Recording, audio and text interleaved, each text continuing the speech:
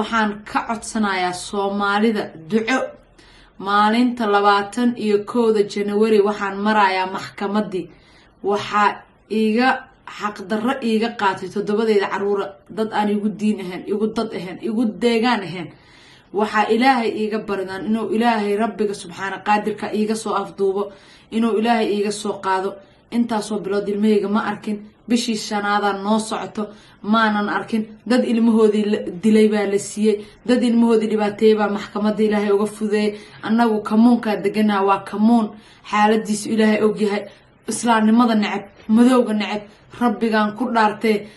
gabar aniga iga dambeysay oo cunugeeda yarka ku dhufatay fiile yar ee mar dambe inta la qiratay baa wallahi meel waxa la geeyay ilmaha sida loo haayo iyo sida waalidiinta ay iskula dhaqmaan si loo tababaro baa la geeyay oo ilmaheedii loo ogolaaday anigana ilmo waaweyn baa xoog la iiga haystaa oo xatii xuriyadooda aan ku hadli karin oo la cabsi galiyay oo inka loogu ribeynaya akhlaaq darro marka Ilaahay ii barya Rabbi subxaana qaadirka aniga waxaan u baahanahay duco baan u baahanahay Soomaalida oo dhan aan duco uga baahanahay waxaan codsanayaa deeq ma codsanayo waxaan codsanayaa kelmad Ilaahay oo muhiima Ilaahay oo Rabbi oo u gargaar ayada iyo kuwa dhashaba Ilaahay uga soo qaad gacan ka xaq daran ay ku jiraan intaas ay naga codsanaya intaas klibkayga u soo duubay qof kasta oo klibkayga dhageysto waxaan ka codsanaa inuu qof kale walaalkiis u sii share gareeyo oo dhaho ayna u duceeyno in Ilaahay hooyadan todobadeeda caruur oo Ilaahay u soo sahlo caloosheeda banaanka taale Rabbi inuu u celiyo Ilaahay baa ku dhaartay maalinta ka sii darayso waa ka sii daciifaya bilba bisha ka sii daran waa ka sii murugo badnaanaya waayo adkaysiga bini'aadana dumarna waanahay adkaysigaygu yaraanaya xaaladahuna aad bay igu sii cakimayaan marka waxaan ka codsanayaa Soomaalida oo dhan walaaladay oo dhan aan ka codsanaa inta diinta islaamka taqaano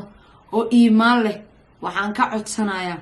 halkaan uma soo galin faakaysi waxaan u soo galay inaan caafimaad ka helo waxaan u soo galay inaan duco ka helo waxaan u soo galay inaan codkayga dhiibto inaan iscaburin maskixiyan iskugu hadlin maadaama maskixiyan ii dhaawaceen ee maskixiyan ugu talagashay inuu qoyskayga burburo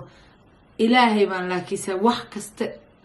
awood ay ayadu hayso ay ii reebato ma jirto maadaama xatii ayna i tusin ayna ila hadashin ayna ila kulansiin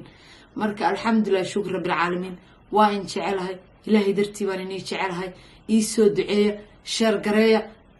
qofkii ii soomi kara ha ii soomo qofkii ii soo duceyn kara ha ii duceeyo maalinta January 21 bisha January waa maalinta maxkamadda aan leeyahay maxkamadii hore way iga guuleysteen maxkamadan bal inaan Ilaahay igu guuleeyo wax aan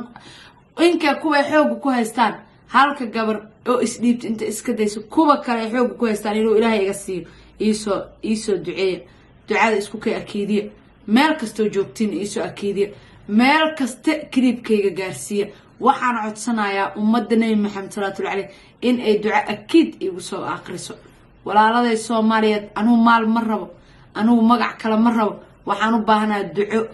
oo maalintaas aad ila soo garab istaagtaan sheekh ay shariif in la